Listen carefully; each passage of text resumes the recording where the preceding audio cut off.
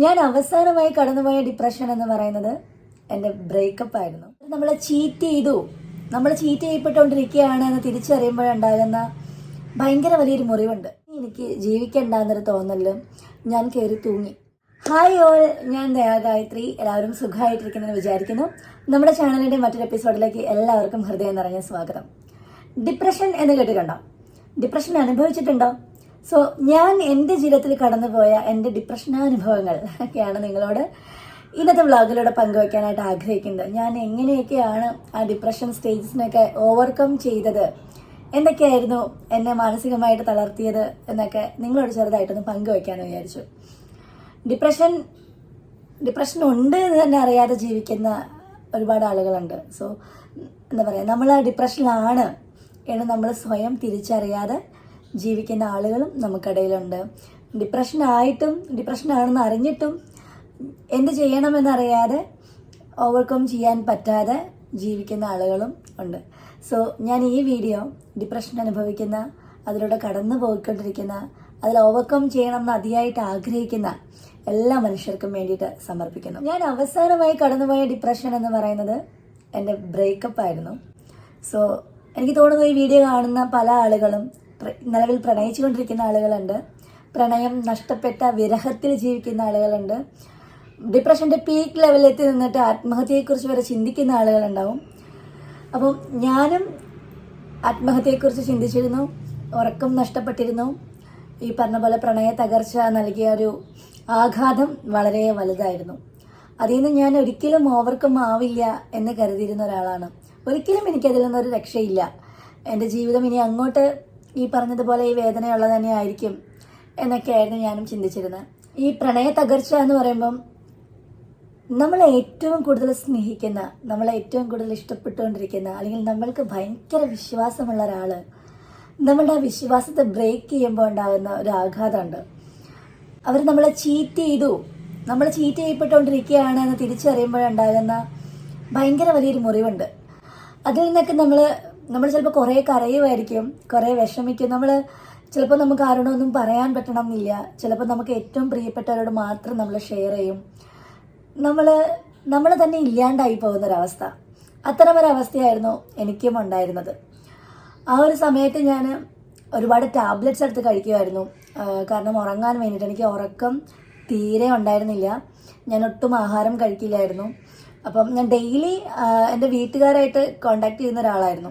പക്ഷെ ആ ഒരു പീരീഡിൽ ഞാൻ വീട്ടുകാരുടെ അടുത്ത് കള്ളം പറഞ്ഞു, എൻ്റെ ഫോൺ കംപ്ലൈൻ്റ് ആണ്, സോ വിളിച്ചാൽ കിട്ടില്ല, എൻ്റെ എന്തെങ്കിലും അത്യാവശ്യ കാര്യങ്ങളുണ്ടെങ്കിൽ ഞാൻ എൻ്റെ ഫ്രണ്ട്സിൻ്റെ ഫോണിൽ നിന്ന് കോണ്ടാക്ട് ചെയ്യാം, അതുപോലെ എന്തെങ്കിലും കാര്യങ്ങളുണ്ടെങ്കിൽ എൻ്റെ ഫ്രണ്ടിൻ്റെ നമ്പറിലേക്ക് വിളിച്ചാൽ മതി എന്ന് വരെ പറഞ്ഞിട്ട് എൻ്റെ ഫോൺ സ്വിച്ച് ഓഫ് ചെയ്ത് വെച്ചിരുന്നൊരു സമയം വരെ ഉണ്ടായിരുന്നു.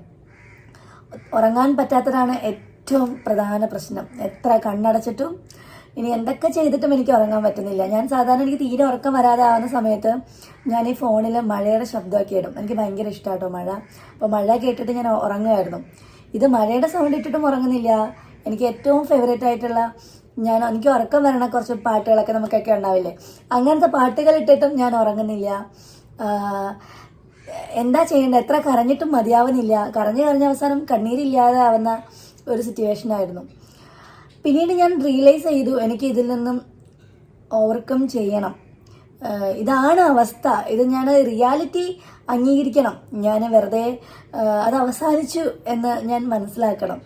അതല്ലെങ്കിൽ എനിക്ക് മുമ്പോട്ട് പോകാൻ പറ്റില്ല എന്നൊരു ചിന്ത വന്നു തുടങ്ങി. അങ്ങനെയാണ് ഞാൻ ഹോസ്പിറ്റലിൽ പോകുന്നത്. ഹോസ്പിറ്റലിൽ പോയി ഡോക്ടറെ കൺസൾട്ട് ചെയ്തു. ഡോക്ടറോട് എൻ്റെ കാര്യങ്ങളെല്ലാം പറഞ്ഞു. റിലേഷൻഷിപ്പിലുണ്ടായിരുന്ന ഇഷ്യൂസും അതുപോലെ അനുഭവിക്കേണ്ടി വന്നിട്ടുള്ള ബുദ്ധിമുട്ടുകളും വിഷമങ്ങളും ചീറ്റ് ചെയ്യപ്പെട്ടതും ആൻഡ് എവ്രിത്തിങ് ഞാൻ ഡോക്ടറോട് ഷെയർ ചെയ്തു. അപ്പോൾ ഡോക്ടർ എനിക്ക് ഒരുപാട് കാര്യങ്ങൾ ഇങ്ങോട്ട് പറഞ്ഞു തന്നു. ഞാൻ ഇപ്പോഴും അയാൾ ആഗ്രഹിച്ചിരിക്കുന്നതിലോ അല്ലെങ്കിൽ ചിന്തിച്ചിരിക്കുന്നതിലോ ഒരു യുക്തിയില്ല.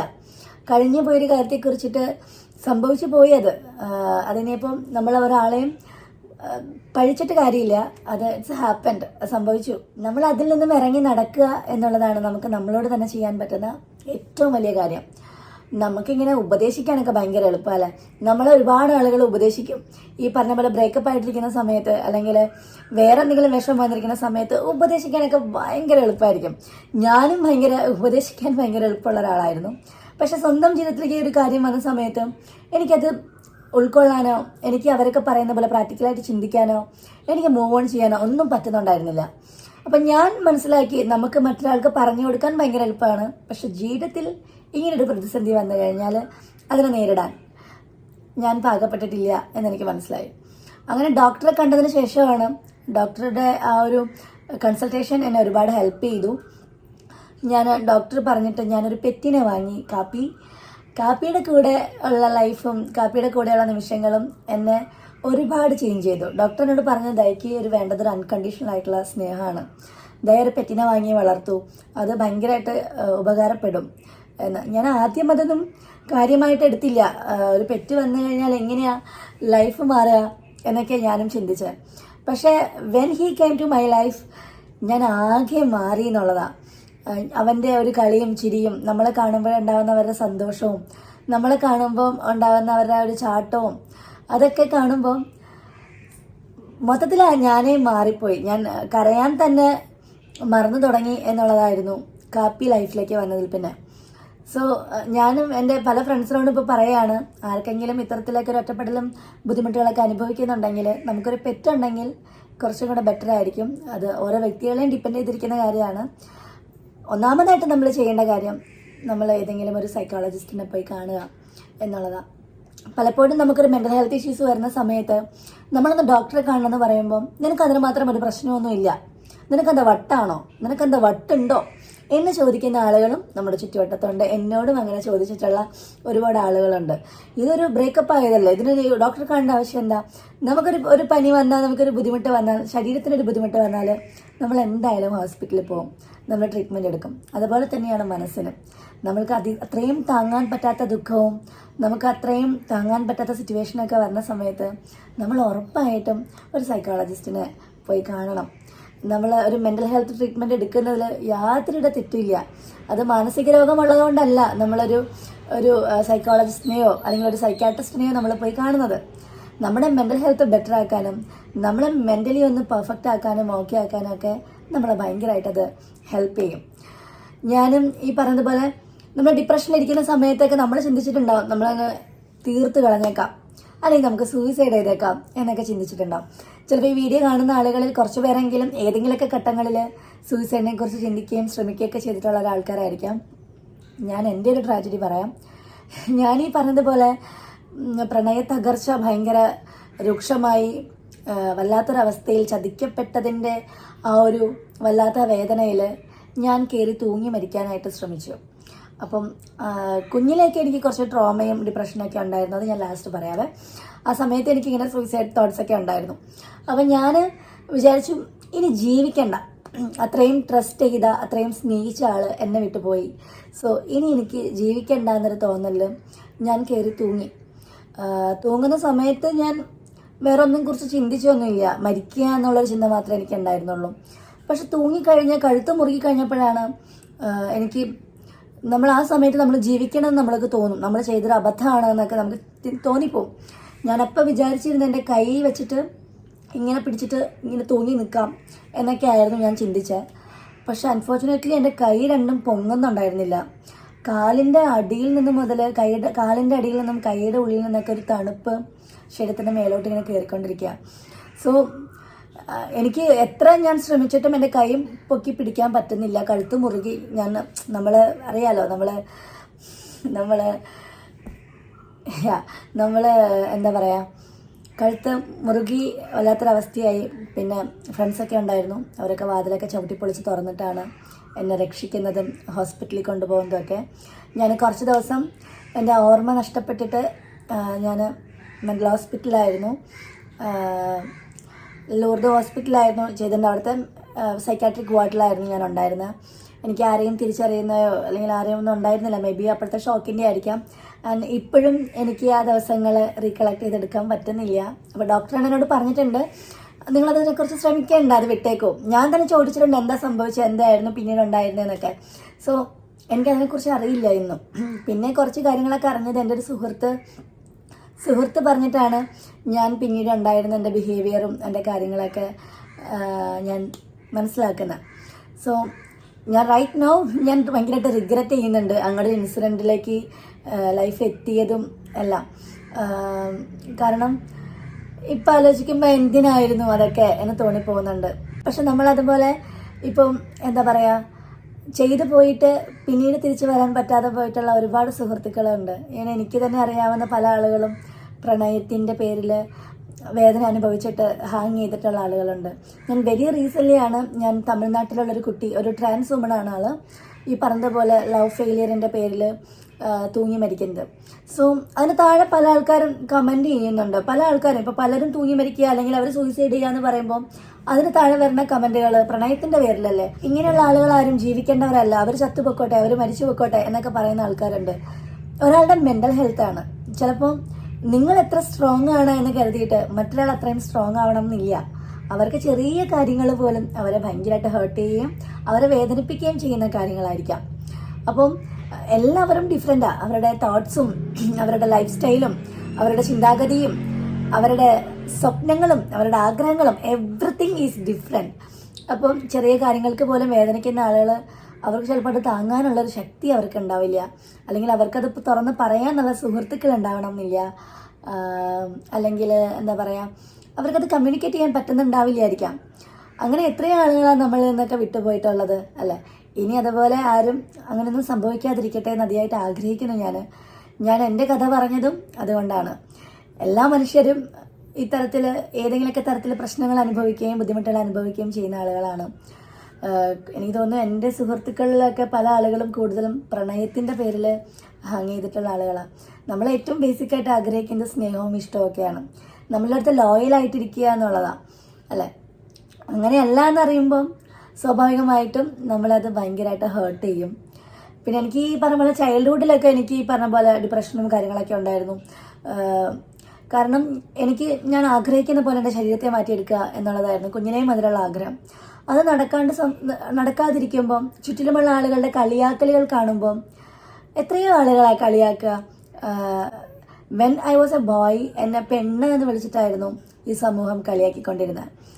എന്നെ എന്താ പറയുക, ചാന്തുപൊട്ട്, പിന്നെ ഇഷ്ടംപോലെ വേർഡ്സ് ഉണ്ടല്ലോ, അതൊക്കെ പറഞ്ഞിട്ട് കളിയാക്കിക്കൊണ്ടിരുന്നത്. Then I decline myself as a trans woman. എന്നെ ആളുകൾ ആണാണെന്ന് പറഞ്ഞിട്ട് കളിയാക്കാറുണ്ട്. ഇവനൊക്കെ ആണല്ലേ എന്ന് ചോദിച്ചിട്ട്. നിങ്ങൾ തന്നെ ഞങ്ങളുടെയൊക്കെ ഇൻസ്റ്റഗ്രാം അക്കൗണ്ട്സിൻ്റെയും അതുപോലെ സോഷ്യൽ മീഡിയയുടെയൊക്കെ താഴെ വരുന്ന കമൻസ് ഒക്കെ എടുത്ത് നോക്കിക്കഴിഞ്ഞാൽ നിങ്ങൾക്ക് തന്നെ കാണാൻ പറ്റും ഇത്തരം വിളികളും ചേട്ടാവിളികളും ഒക്കെ. അപ്പോൾ ആളുകളുടെ ഒരു സൊസൈറ്റിയുടെ ഒരു ചിന്താഗതി ഒന്ന് നോക്കിക്കേ. നമ്മളൊരു മെൻ ബോഡിക്കകത്തിരിക്കുന്ന സമയത്ത് നമ്മളെ പെണ്ണെന്ന് വിളിച്ച് കളിയാക്കുകയും നമ്മൾ ഇത്രയും വേദന സഹിച്ച് ഇത്രയും ബുദ്ധിമുട്ട് അനുഭവിച്ച് നമ്മളുടെ ശരീരത്തെ മാറ്റിയെടുത്ത് നമ്മളായിട്ട് ജീവിക്കുന്ന സമയത്ത് നമ്മളുടെ പ്രോനൗൺ അവർ ഹീ ആയിട്ട് വിശേഷിപ്പിക്കുകയും ചെയ്യുന്നതിൻ്റെ ഒരു വിരോധാഭാസം. അപ്പോൾ കുഞ്ഞിലെ മുതൽ എൻ്റെ ആഗ്രഹം ഈ പറഞ്ഞ പോലെ സർജറി ചെയ്യുക, മാറുക എന്നൊക്കെ ഉള്ളതായിരുന്നു. ആ സമയത്തൊക്കെയുള്ള ഡിപ്രഷൻ ഞാനിങ്ങനെ ആലോചിക്കും, എന്തിനാണ് ദൈവമേ എന്നെ ഇങ്ങനെ ജനിപ്പിച്ചത്, എനിക്കിങ്ങനെ ഒരു ജന്മം വേണ്ടായിരുന്നു. ഞാൻ ഓരോ ദിവസം കിടന്നുറങ്ങാൻ നേരത്ത് ഞാൻ ആഗ്രഹിക്കും, നാളെ നേരം വെളുത്ത് എഴുന്നേൽക്കുമ്പം ഞാൻ മുടിയൊക്കെ വളർന്ന് ഞാനൊരു പെൺകുട്ടിയായിട്ടിരുന്നെങ്കിൽ എന്ന് ചിന്തിച്ചിട്ട് കണ്ണടച്ചിട്ടൊക്കെ ആയിരിക്കും കിടന്നുറങ്ങുന്നത്. എഴുന്നേൽക്കുന്ന സമയത്ത് കണ്ണ് തുറക്കാണ്ട് ഞാൻ നേരെ പോയിട്ട് കണ്ണാടിയുടെ മുമ്പിൽ പോയിട്ട് നോക്കും. സോ എനിക്ക് സർപ്രൈസിങ് ആയിട്ട് ദൈവം എൻ്റെ ശരീരത്തെ മാറ്റിയിട്ടുണ്ടാവും എന്ന് കരുതിയിട്ട്. പക്ഷേ എനിക്ക് ഭയങ്കര ഡിസപ്പോയിൻറ്റിങ് ആയിട്ടുള്ള കാര്യങ്ങളായിരുന്നു. ഞാനങ്ങനെ ഓരോ വട്ടം ആഗ്രഹിച്ച് പോയി കണ്ണു തുറക്കുമ്പോഴും ഞാൻ ആഗ്രഹിച്ചതുപോലെ അത് ആയിട്ടുണ്ടായിരുന്നില്ല. സോ കുഞ്ഞിനൊക്കെ പക്ഷെ എനിക്ക് ഭയങ്കര പേടിയായിരുന്നു ഈ മരിക്കുക, സൂയിസൈഡ് എന്നൊക്കെ പറയുന്ന സാധനം. ഞാനിങ്ങനെ ബ്ലേഡൊക്കെ എടുത്തിട്ട് കയ്യിലെ ഇവിടം വരെ കൊണ്ടുവച്ചിട്ട് എനിക്ക് മുറിക്കാൻ പേടി, ചോര വരത്തില്ലേ, എനിക്ക് പേടി, ഭയങ്കര പേടി. അതുപോലെ ഓരോരോ കാര്യങ്ങൾ ഞാനിങ്ങനെ മരിക്കുന്ന കാര്യങ്ങളെക്കുറിച്ചൊക്കെ അന്വേഷിക്കാൻ മനസ്സിലാക്കിയൊക്കെ ചെയ്യുമ്പോഴും ഭയങ്കര പേടിയായിരുന്നു എനിക്ക്. പക്ഷെ ഞാൻ അഡൾട്ടായി ഞാൻ ഈ പറഞ്ഞ പോലെ ബ്രേക്കപ്പിൻ്റെ ടൈമിലെത്തിയ സമയത്ത് എനിക്ക് ആ ഒരു ടൈമിൽ എനിക്ക് യാതൊരുവിധ പേടിയും തോന്നിയില്ല എന്നുള്ളതാണ്. എന്തോ മനസ്സിൽ കരുതി എല്ലാം ഉറപ്പിച്ച് വെച്ചിട്ട് ചെയ്തതുപോലെ ആണ് ഞാൻ എല്ലാവർക്കും ഉള്ള നോട്ടൊക്കെ എഴുതി തയ്യാറാക്കി വെച്ചിട്ടുണ്ടായിരുന്നു. ഞാൻ നോട്ട്സ് എഴുതുന്ന സമയത്ത് ഞാൻ ഡൽഹിയിലായിരുന്നു. അപ്പം പിന്നെ ഞാൻ എല്ലാവർക്കും ഉള്ള വീട്ടിലേക്ക് എൻ്റെ അപ്പന് അമ്മയ്ക്ക് അതുപോലെ എൻ്റെ ഏറ്റവും പ്രിയപ്പെട്ടവർക്കൊക്കെയുള്ള നോട്ട്സ് ഒരു ബുക്കിലാക്കി എഴുതി വെച്ചിട്ടുണ്ടായിരുന്നു. സോ ഞാൻ ഡൽഹിയിൽ നിന്ന് കൊച്ചിയിൽ വന്ന് ഫ്ലൈറ്റ് ഇറങ്ങി. ഞാൻ എൻ്റെ ഫ്രണ്ടിനെ നേരത്തെ കോൺടാക്ട് ചെയ്തിട്ടുണ്ടായിരുന്നു, ഞാൻ കൊച്ചിയിൽ വന്ന് ഇറങ്ങും, സോ എന്നെ പിക്ക് ചെയ്യണം എന്ന്. അങ്ങനെ തിരിച്ച് ആൾ വന്ന് പിക്ക് ചെയ്ത് വീട്ടിൽ വന്ന് പുള്ളിക്ക് എൻ്റെ ഒരു ആ സമയത്തെ സിറ്റുവേഷനും കാര്യങ്ങളൊക്കെ അറിയാവുന്ന ഒരാളായിരുന്നു. അതുപോലെ ഡൽഹിയിൽ ഉണ്ടായിരുന്ന എൻ്റെ സുഹൃത്തുക്കളാണെങ്കിൽ പോലും എന്നെ നിർബന്ധിച്ചു, ദയ പോവണ്ട, അവിടെ നിൽക്കും മോളെ. അവിടെ എനിക്കൊരു പ്രിയപ്പെട്ട രഞ്ജിനി എന്ന് പറഞ്ഞ ചേച്ചിയും അവരുടെ ഫാമിലിയൊക്കെ ഉണ്ട്. ചേച്ചി എന്നെ കുറേ നിർബന്ധിച്ചു പോവണ്ടെന്ന്. എൻ്റെ കോലം തന്നെ കണ്ടിട്ട് ചേച്ചി എന്നെ ആകെ ഭയങ്കര വിഷമമായി. ചേച്ചി എനിക്കൊന്ന് ചോറ് വാരി തന്നു. എനിക്കിപ്പോഴും കോണ്ടാക്റ്റ് ഉണ്ട് ചേച്ചിയായിട്ടൊക്കെ. അപ്പം ചേച്ചി എനിക്ക് ചോറൊക്കെ വാരി തന്നു. മോള് പോകണ്ടെന്ന് കുറേ നിർബന്ധിച്ചു. പക്ഷെ എൻ്റെ അവസ്ഥയും സിറ്റുവേഷൻസൊക്കെ അറിയാവുന്ന ആളുകളായിരുന്നു. അങ്ങനെ ഞാൻ ഹാങ് ചെയ്യുക ചെയ്തത്, ഹാങ് ചെയ്യാൻ ശ്രമിക്കുകയാണ് ചെയ്തത്. സോ ഞാനീ പറഞ്ഞു വരുന്നത്, ഡിപ്രഷൻ ആണ് എന്ന് തിരിച്ചറിയാതെ ജീവിക്കുന്ന ഒരുപാട് ആളുകളുണ്ട്. ഉറക്കമില്ലാതെ, ഭക്ഷണം കഴിക്കാൻ പറ്റാതെ, നമുക്കൊന്നിനും ശ്രദ്ധിക്കാൻ പറ്റാതെ, നമ്മളൊന്നിലും ശ്രദ്ധിക്കാതെ. ഞാൻ ഭക്ഷണം കഴിക്കില്ലായിരുന്നു, ഈ പറഞ്ഞ പോലെ ഉറങ്ങാൻ വേണ്ടിയിട്ട് മെഡിസിൻസ് കഴിക്കുമായിരുന്നു. എന്നിട്ടും ഞാൻ ഉറങ്ങില്ല. നമുക്കങ്ങനെ സ്ലീപ്പിംഗ് പിൽസ് ഒന്നും മെഡിക്കൽ ഷോപ്പിൽ പോയാൽ അങ്ങനെയൊന്നും കിട്ടില്ലല്ലോ. അപ്പം ഞാൻ ഈ തുമ്മലിൻ്റെ ഒക്കെ ടാബ്ലറ്റ്സ് ഉണ്ടല്ലോ, സോ ഞാനതൊരു 10, 15, 20 എടുത്തൊക്കെ തിന്നും ഉറങ്ങാൻ വേണ്ടിയിട്ട്. ഇത്രയൊക്കെ കഴിച്ചിട്ട് ഞാൻ ഉറങ്ങാതെ ഇങ്ങനെ ഇരിക്കും. എനിക്ക് ഉറക്കം വരുന്നുണ്ടാവില്ല. ചിലപ്പോൾ തന്നെ ഇരുന്ന് കരയും കുറച്ച് നേരം. അങ്ങനത്തെ ഒരു അവസ്ഥയായിരുന്നു. ഒരു വൃത്തികെട്ടൊരു രൂപത്തിൽ തന്നെ ഞാൻ ഇരുന്നത് ആ സമയത്ത്. ഇടയ്ക്ക് കുറച്ച് ഫോട്ടോസ് എടുത്ത് വയ്ക്കും, ഇടയ്ക്ക് ചുമ്മാ നമ്മുടെ കണ്ണ് നിറഞ്ഞു എടുക്കുമ്പോൾ കുറച്ച് ഫോട്ടോ എടുത്ത് വയ്ക്കും. എന്തിനാണെന്നൊന്നും എനിക്ക് അറിഞ്ഞൂടാ. ഞാൻ ഇപ്പോഴും അതൊക്കെ എടുത്ത് നോക്കുമ്പോൾ സംടൈംസ് എനിക്ക് ഭയങ്കര വിഷമം തോന്നും. എന്നെക്കുറിച്ച് ഓർക്കുമ്പോൾ, ഞാൻ അനുഭവിച്ച ആ സ്ട്രഗിൾ ആലോചിക്കുമ്പോൾ എനിക്ക് ഭയങ്കര വിഷമം തോന്നും. പക്ഷെ ഞാനൊന്നും കളഞ്ഞിട്ടൊന്നുമില്ല, അല്ല എൻ്റെ ഫോണിൽ തന്നെ ഇങ്ങനെ ഞാൻ വെച്ചിട്ടുണ്ട്. സോ ഡിപ്രഷനുള്ള ആളുകൾക്ക് ഈ പറഞ്ഞ മനസ്സിലാവും. അവർ ആഹാരം കഴിക്കാനുള്ളൊരു ബുദ്ധിമുട്ടും ഉറക്കമില്ലായ്മയും ഒന്നിനും ശ്രദ്ധിക്കാൻ പറ്റാതെയും, ചിലപ്പോൾ ഞാൻ പല്ല് തേക്കാതെ, കുളിക്കാതെ, ഉറങ്ങാതെ, ഭക്ഷണം കഴിക്കാതെ തള്ളി നീക്കിയിട്ടുള്ള ദിവസങ്ങളുണ്ട്. സൂര്യപ്രകാശം പോലും കാണാതെ വീടിന് പുറത്തേക്ക് ഇറങ്ങാതെ ഇരുന്നിട്ടുള്ള സമയങ്ങളുണ്ട്. അപ്പം ഇതൊക്കെയാണ് എൻ്റെ ഒരു ഡിപ്രഷൻ യാത്ര. ഞാൻ പിന്നീട് അതിൽ നിന്ന് റിക്കവറായത് പ്രധാനമായിട്ടും കാപ്പി എൻ്റെ ലൈഫിലേക്ക് വന്ന പിന്നെയാണ്. പിന്നെ കൃത്യമായിട്ടുള്ളൊരു മെഡിക്കൽ സപ്പോർട്ട് ഞാൻ എടുത്തത് കൊണ്ടാണ്. അപ്പം നമ്മൾക്ക് ആർക്കെങ്കിലുമൊക്കെ മെൻ്റൽ ഹെൽത്ത് ഇഷ്യൂസൊക്കെ ഉള്ളപ്പോൾ നമ്മൾ ഈ സുഹൃത്തുക്കൾ വേണം, ബന്ധുക്കൾ വേണം, എല്ലാവരും വേണം. പക്ഷേ ഏറ്റവും മസ്റ്റായിട്ട് മെൻ്റൽ ഹെൽത്ത് സപ്പോർട്ട് എടുക്കണം. അതിന് കൃത്യമായിട്ട് ട്രെയിൻഡ് ആയിട്ടുള്ള സൈക്കോളജിസ്റ്റിൻ്റെയും സൈക്കാട്രിസ്റ്റിൻ്റെ ഒക്കെ അടുത്ത് തന്നെ പോകണം. നമ്മൾ മറ്റുള്ള ആളുകളുടെ ഉപദേശങ്ങളിലല്ല മാറാൻ നമുക്ക് പറ്റുക. ചിലപ്പം അവർ പറയുമ്പം നമ്മൾ ആ കുറച്ച് നേരത്തേക്ക് നോക്കിയാവുമെങ്കിലേ ഉള്ളൂ. പക്ഷെ നമ്മുടെ ഉള്ളിൽ കിടക്കുന്ന ട്രോമയും നമ്മുടെ ഉള്ളിൽ കിടക്കുന്ന ആ ബുദ്ധിമുട്ടും വിഷമവും അതൊന്നും അങ്ങനെ അവിടെ നിന്ന് പോയിട്ടുണ്ടാവില്ല. അതിന് കൃത്യമായിട്ടുള്ള മെഡിസിൻസ് എടുത്ത് കൃത്യമായിട്ടുള്ള രീതിയിൽ നമ്മളതിനെ പരിപാലിച്ചാലാണ് നമ്മുടെ മെൻ്റൽ ഹെൽത്ത് പഴയതിലും ബെറ്ററായിട്ട് നമുക്ക് കിട്ടത്തുള്ളൂ. സോ വീഡിയോ കണ്ടുകൊണ്ടിരിക്കുന്ന എല്ലാവരോടും എനിക്ക് പറയാനുള്ളത്, ജീവിതത്തിൽ ഒരുപാട് പ്രശ്നങ്ങളുണ്ടാവും, ഒരുപാട് ബുദ്ധിമുട്ടുകളുണ്ടാവും. പെട്ടെന്ന് ഞാനൊക്കെ എടുത്തിട്ടുള്ളത് പോലെ ചെറിയൊരു മണ്ടത്തരം ജീവിതത്തിൽ കാണിക്കാൻ ശ്രമിക്കാതെ, അതല്ലെങ്കിൽ ചുമ്മാ ഒരു നിമിഷത്തെ ഒരു തോന്നലിൻ്റെ പുറത്ത്, എനിക്ക് ആരെയും കുറ്റം പറയാനൊന്നും പറ്റില്ല. എനിക്ക് ആ സമയത്ത് തന്നെ എൻ്റെ തന്നെ കിളി പോയിരിക്കുന്ന സമയമായിരുന്നു. എനിക്ക് എൻ്റെ മെൻ്റൽ ഹെൽത്തൊന്നും എൻ്റെ കയ്യിലായിരുന്നില്ല, എൻ്റെ ഒരു കൺട്രോളിലായിരുന്നില്ല ഒന്നും, ഞാൻ അങ്ങനെ ചെയ്തതൊന്നും. അപ്പം അങ്ങനെ നിങ്ങളുടെ ചുറ്റുവട്ടത്ത് ആരെങ്കിലുമൊക്കെ ഉണ്ടെങ്കിൽ ദയവായി അവർക്ക് വേണ്ട ഒരു സപ്പോർട്ട് കൊടുക്കണം, അവർക്ക് സ്നേഹം കൊടുക്കണം, അവരെയും കൊണ്ട് നല്ലൊരു ഹോസ്പിറ്റലിൽ പോകണം. നിങ്ങളുടെ വീട്ടിലെ കുട്ടികൾക്കാണെങ്കിലും ഇത്തരം ഇഷ്യൂസ് വരണമെന്നുണ്ടെങ്കിൽ തീർച്ചയായിട്ടും ഒരു കൗൺസിലിംഗ്, ഒരു സൈക്കോളജിസ്റ്റിൻ്റെ അടുത്ത് കൊണ്ടുപോകല്, അവർക്ക് വേണ്ടത് ട്രീറ്റ്മെൻ്റ് ആണെങ്കിൽ അത് എടുക്കാൻ യാതൊരുവിധ മടിയും കാണിക്കരുത്. പലപ്പോഴും ഇൻസ്റ്റാഗ്രാമിലൊക്കെ പല മെസ്സേജസും വരാറുണ്ട്, ഞാൻ ഭയങ്കര ഡിപ്രഷനിലാണ് ചേച്ചി, എന്താ ചെയ്യേണ്ടതെന്ന് എനിക്ക് അറിഞ്ഞൂടാ, എൻ്റെ പ്രണയം ബ്രേക്കപ്പായി, അല്ലെങ്കിൽ വീട്ടിൽ ഭയങ്കര ഇഷ്യൂസാണ്, അല്ലെങ്കിൽ ഫിനാൻഷ്യലി ഭയങ്കര ഇഷ്യൂസിലാണ്, എനിക്കിതൊന്നും മീറ്റ് ചെയ്യാൻ പറ്റുന്നില്ല, എന്നെക്കൊണ്ട് പറ്റുന്നില്ല, സൂയിസൈഡ് ചെയ്താലെന്ന് വരെ തോന്നിപ്പോകുന്നു എന്നൊക്കെ പറയുന്ന ആൾക്കാരും പല പല മെസ്സേജസൊക്കെ വരാറുണ്ട്. സോ എല്ലാവരോടും എനിക്ക് ഇത്രേ പറയാനുള്ളൂ, പ്രശ്നങ്ങളില്ലാത്ത മനുഷ്യരൊന്നുമില്ല. നമുക്കൊക്കെ ഒന്നല്ലെങ്കിൽ മറ്റൊരു തരത്തിൽ എല്ലാവർക്കും പലതരത്തിലുള്ള പ്രശ്നങ്ങളുണ്ട്. നമ്മൾ ആ പ്രശ്നങ്ങളെ കൃത്യമായിട്ട് മനസ്സിലാക്കി അതിൽ നിന്നൊക്കെ നമുക്ക് എങ്ങനെ റിക്കവർ ആവാം, എങ്ങനെ നമുക്ക് മുമ്പോട്ട് സഞ്ചരിക്കാം എന്ന് ചിന്തിക്കുക. നല്ലൊരു സമയം എല്ലാവരുടെയും ജീവിതത്തിൽ ഉണ്ടാവട്ടെ. Thank you so much.